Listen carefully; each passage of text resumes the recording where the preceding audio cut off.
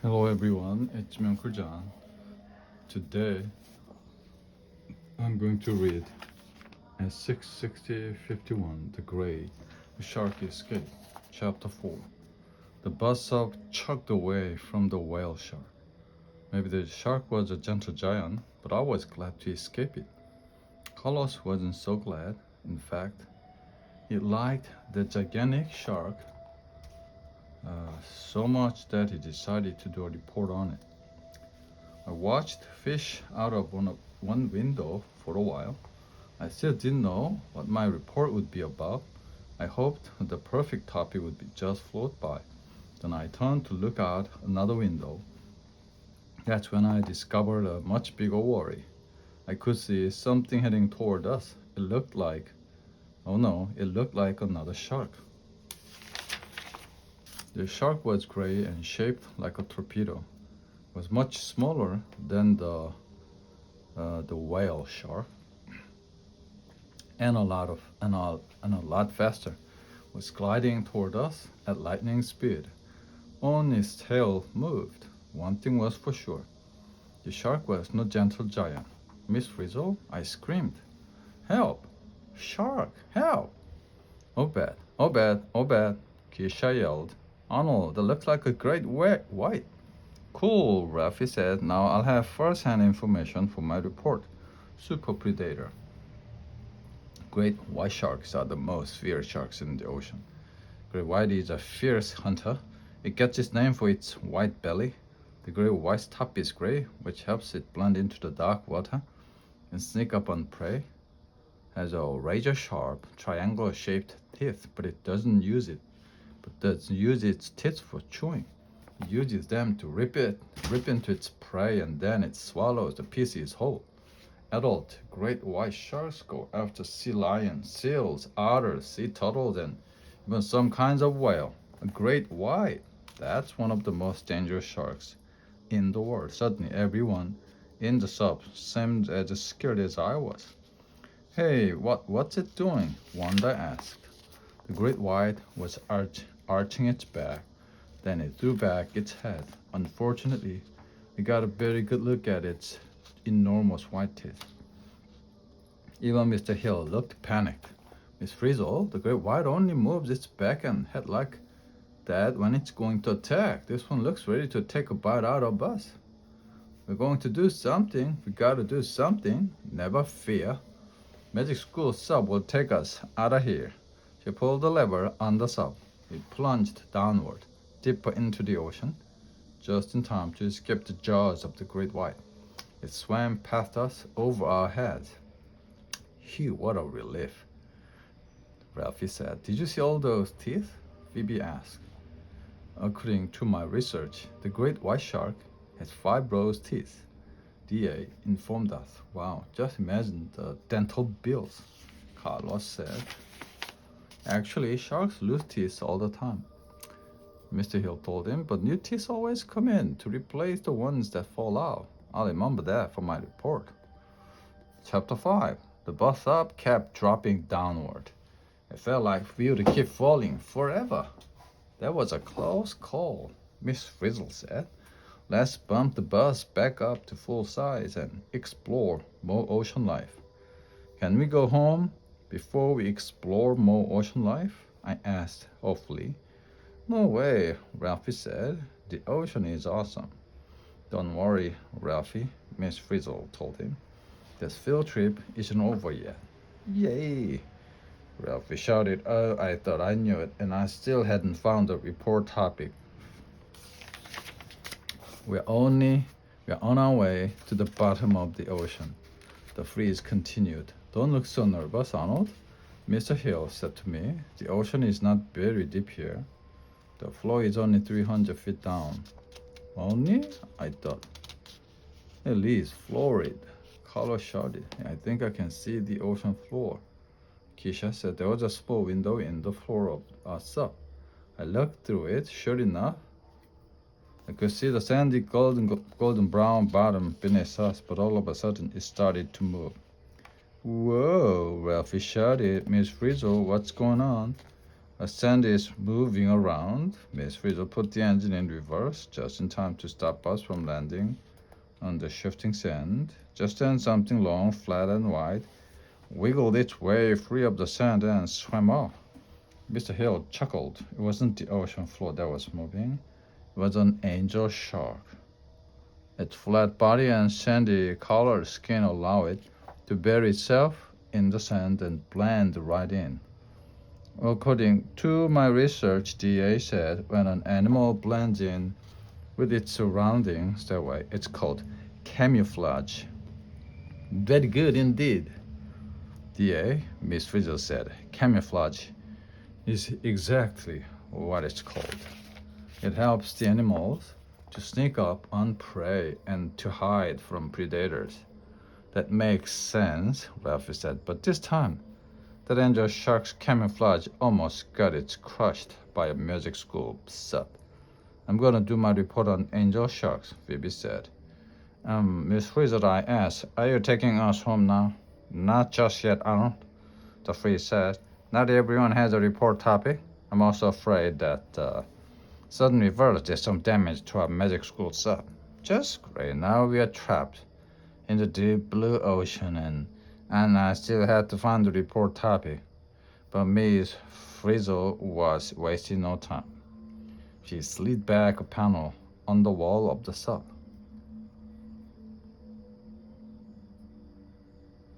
There was a small closet behind a panel. Luckily, the sub is equipped with wetsuits and air tanks. I'll put these on so we can go out and do some repairs. Miss Frizzle took the sub out of the closet. There was even a tiny air tank for Liz.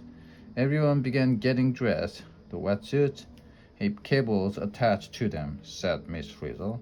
As soon as you swim out the door, hook your cable to the side of the sub.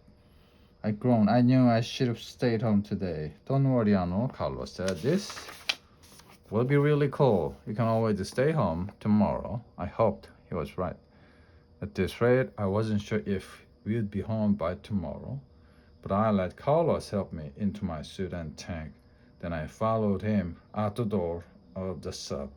Miss Frizzle and the others were already out there. I found my cable and attached it to a hook on the side of the sub. Outside the sub, it was quiet and eerie. I saw crabs and lobsters scuttling around on the ocean floor. Mr. Hill pointed to some tiny bubbles coming up from the sand. There are clams under there, he said. All the animals you see down here can be dinner for the bottom-dwelling sharks. The freeze was busy checking out the sub's engine. There's something stuck in the motor. It's just a little jammed, she told us. I'm glad it's just jammed, not jellyfished, Phoebe said. Miss Frizzle and some of the kids worked to fix the motor. The rest of us looked around. That's when I got this haunting feeling. Before I knew it, a long, silent, scary form was swimming toward me. It looked like some kind of a shark or the ghost of one. Skin was a pale pinkish white, and it had a long pointed blade sticking out of its upper jaw. I was so nervous I couldn't move.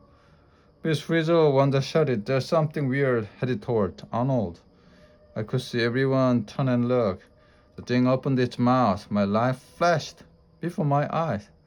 I was sure this was the end. Then the shark attacked my cable with its pointed teeth. I wanted to scream, but I was too scared, and suddenly it just swam away. I couldn't believe how lucky I was. I looked around and realized I wasn't all that lucky. The shark had bitten right through my cable. I wasn't attached to the sub anymore, and I was starting to drift far away.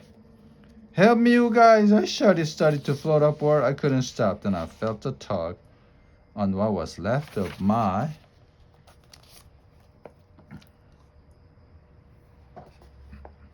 cable. Don't worry, Arnold, the echo. We've got you. The and Tim reeled me in like a fish. What a relief. Thanks, guys, I said. What was that thing, Ruff asked? Mr. Hill looked very excited. That was a goblin shark. We were very lucky to see one. Goblin sharks are not often found in waters. They shallow. Some luck. Like goblin sharks are rarely seen by people. For one thing, they usually hang out much deeper in the ocean. You know what, Arnold? Goblin shark might make a good topic for your report. You got a much closer look at one than most people ever will. No way. I already know way more about goblin sharks than I ever wanted to learn. Great, Teamster. Then I'll do my report on it. Spooky shark. That was fine by me, but I was a little worried about my report. What was I going to write about? It seemed like we'd been on the water forever and I still hadn't picked the topic.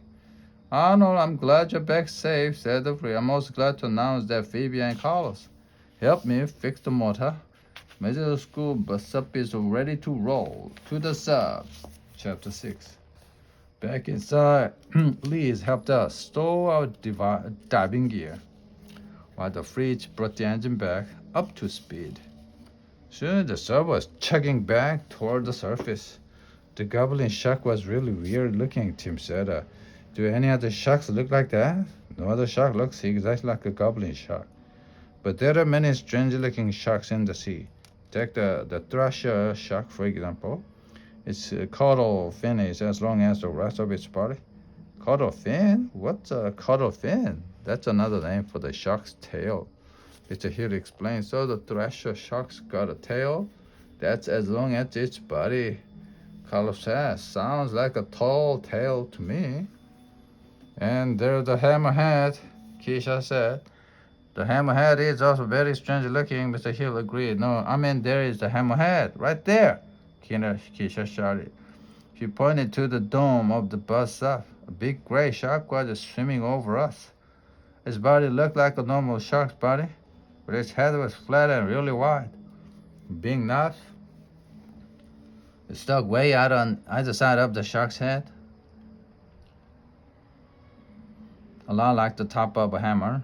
We better not get too close, says Mr. Hill. The hammerhead has been known to attack when disturbed. Who knows what it might think of a magic school sub?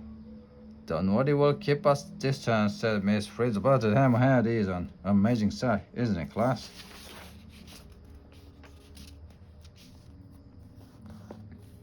Once it was an amazing sight, okay, but I think I'd rather sit on TV or something. Hey, what's that next to the hammerhead? Rafi asked. Much smaller shark was swimming beside it. Its head was also weird shape, but it was not nearly as big as the hammerhead. I bet that's a baby hammerhead, Phoebe said. Where do baby sharks come from? All sharks' eggs are fertilized inside the mother's body. Some sharks then lay their eggs in a sack on the bottom of the ocean. Later, the baby sharks hatch from the eggs. Both sharks' eggs hatch inside the mother's body, and they come out as live babies. One litter of sharks can include anywhere from 2 to 135 babies. Shark mothers don't take care of the babies? Wow.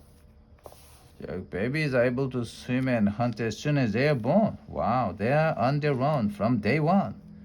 Baby sharks face the danger of being eaten by a predator, including adult sharks, other baby sharks. Gray nurse sharks eat their own brothers and sisters while still inside their mother's body. Wow. Baby sharks don't hang out with their mothers after they're born. Actually, the shark is a small species of hammerhead called the bonnet head. Even though it's small, it's an adult shark.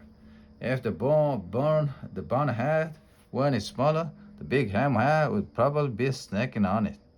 Miss Frizzle told us. Really? I guess the ocean is just a shark world, huh? Well, it depends, admitted Miss Frizzle. Both shark species are pretty picky about what they eat. Only certain species like hammerheads, great white, and tiger sharks will eat other sharks. Time for dinner. All sharks are the carnivores, flesh eater, but different kinds of sharks have different diets. The sub moved along and climbed closer to the surface. Look, dolphins! Wanda cried. A pod of dolphins was swimming near us. We watched them through the dome. They took turns leaping out of the water and diving back in it. It looked like they were having fun. That's awesome, Carlos said. But I felt butterflies in my stomach. What about that hammerhead? I asked. Can't still see it over there. What if it swims over here and gets the dolphins? Maybe gets us for dessert? Relax, Arnold, Tim said.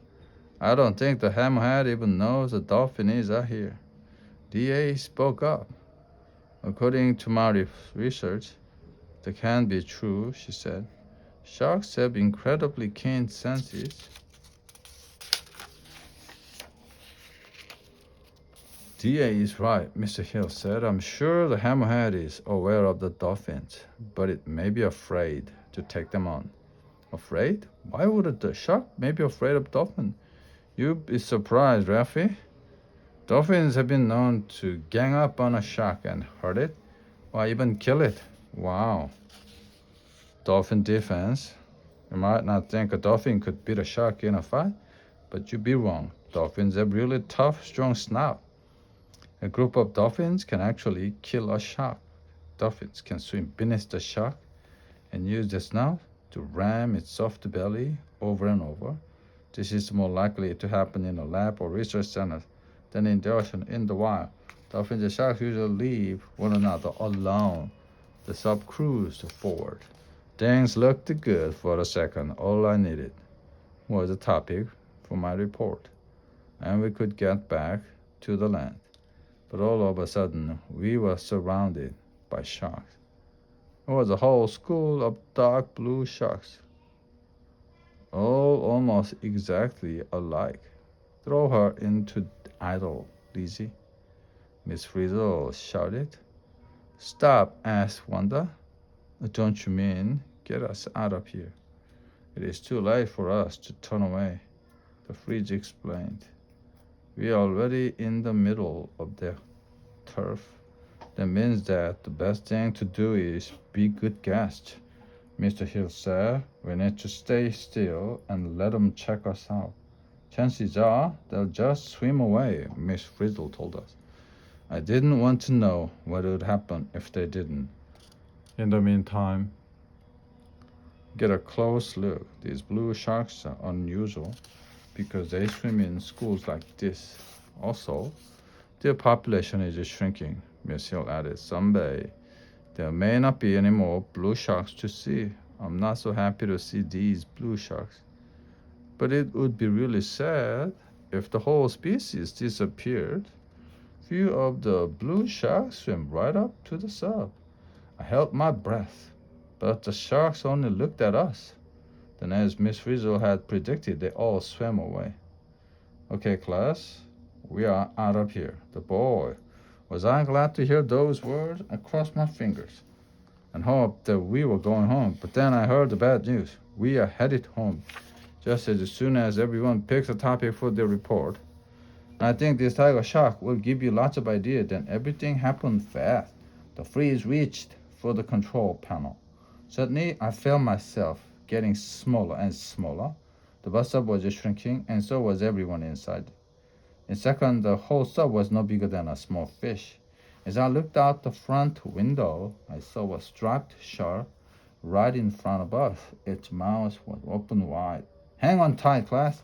We're going in, Miss Frizzle shouted. Ooh, did the freeze mean we were actually going inside the shark? This wasn't a field trip. It was a nightmare. The end.